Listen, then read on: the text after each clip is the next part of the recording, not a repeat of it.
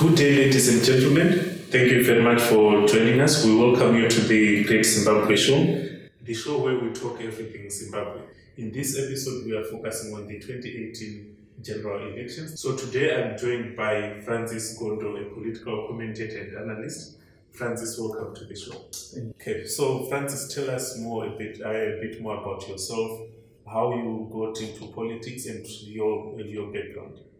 Okay, thank you. Just a point of correction. My name is Francis Gondo, not Gondo. Okay.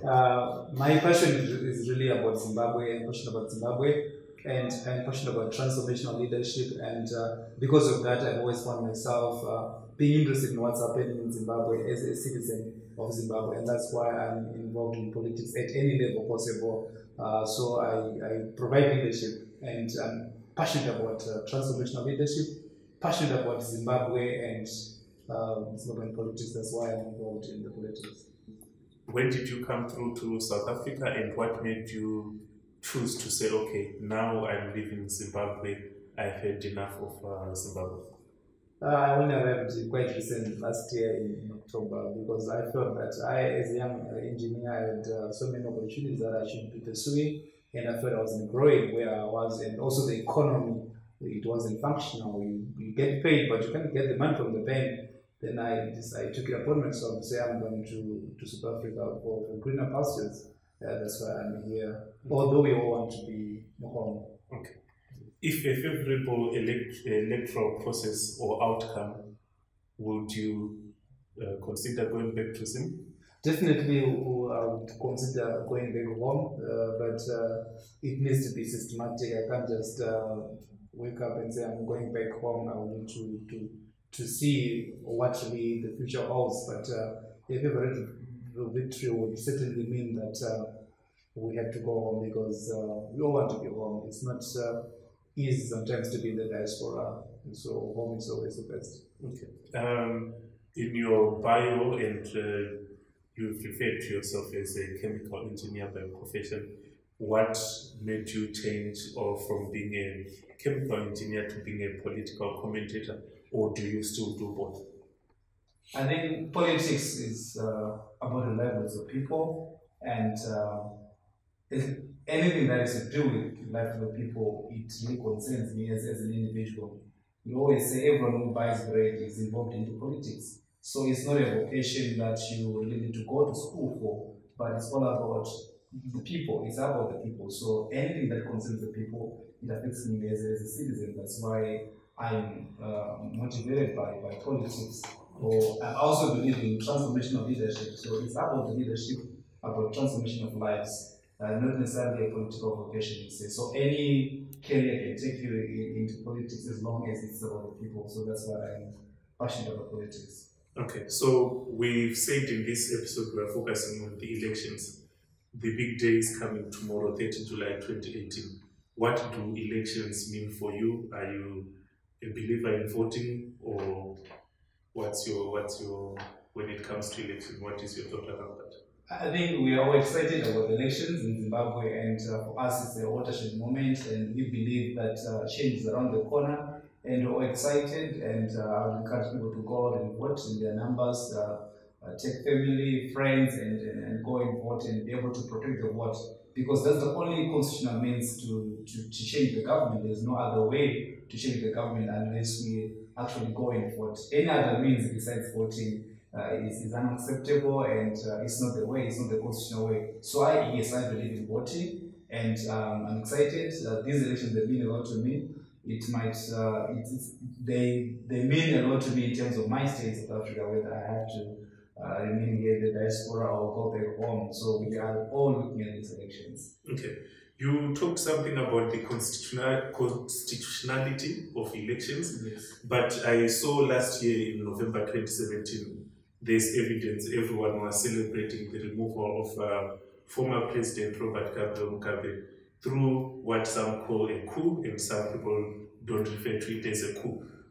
But that was not constitutional, yet Zimbabweans were celebrating. I think Zimbabweans in general celebrated the removal of Mugabe in terms of the Mugabe system, and the idea that there was the beginning of a new day in Zimbabwean politics without Mugabe, because Mugabe has had built a system for 37 years, and now the idea that Mugabe is no longer part of that system, that's the idea that people were celebrating. Not necessarily celebrating the existence of ZANU-PF per se, but the fact that Mugabe, the strongman in ZANU-PF, is no longer at the center stage of the politics. That's what motivated us to go into the street and celebrate it. So we must make a distinction in what we are really celebrating. We're celebrating the end of the Mugabe hand, the rule, his strong hand in the Zimbabwean politics, his indelible mark in the politics of Zimbabwe. So that is basically what we're celebrating, not necessarily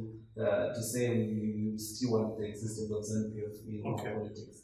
So then, on that note again, at the inauguration of President Mnangagwa, there were still thousands of people going to the celebration. Was that an endorsement of ZANU-PF, and is that where President Mnangagwa gained the legitimacy and the need to call for elections?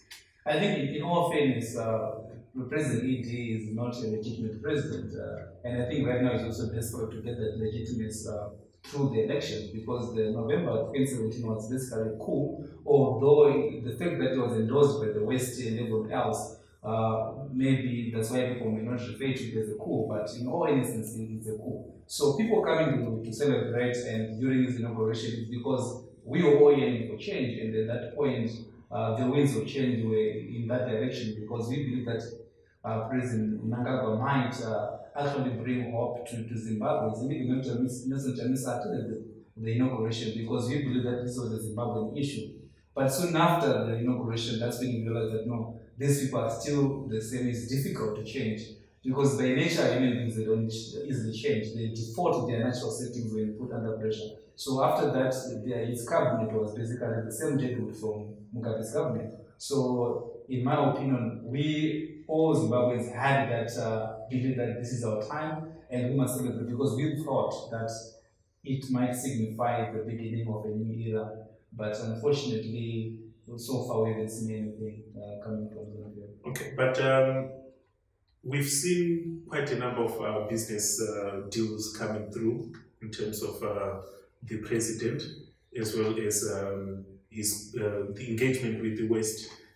General S.B. Moyo, the Minister of Foreign Affairs, has been traveling around to the UN, to the US, to the EU, and his ZANU-PF seems to have gained, or President Mnangagwa seems to have gained that legitimacy with some endorsements and support from the British government or from other countries that were usually not friendly to him.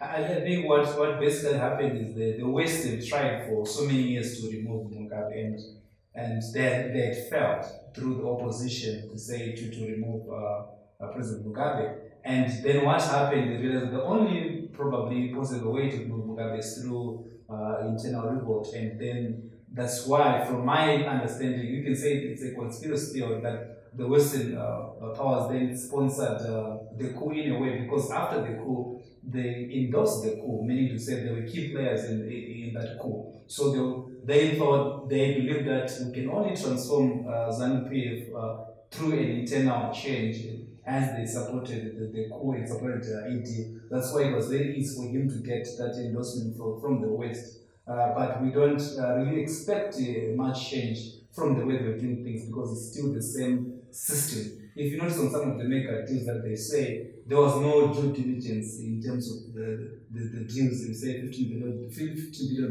deal. Some of the deals were not really legitimate. It was just a PR stunt from the government to say we are open for business. But ever since ED coming into power in his administration, there hasn't been much change in terms of the economy or direction. Yes, the rhetoric is to say we are open for business, but nothing is reaching on the ground. Yes, he's preaching some good news out there, but on the ground, nothing has changed. There's still corruption, there's still culture of impunity in ZANU-PF. So yes, the West is happy that ED is there, because they tried to remove Mugabe for years and they failed, and now ED delivered that.